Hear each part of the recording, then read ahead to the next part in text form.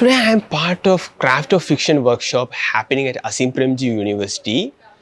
It's a week-long workshop and we are a group of 10 students and we were asked to write a short story of 3000 words, and now we are peer reviewing under guided discussions by Devika, where we try to strengthen our piece and we figure out the various techniques we might have used involuntarily from our former reading experiences or writing experiences.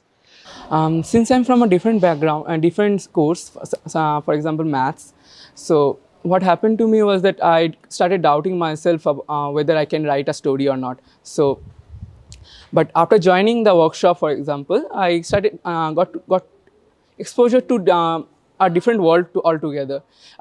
Physics student can write a story, a history student can write a story, a humanities student can write a story.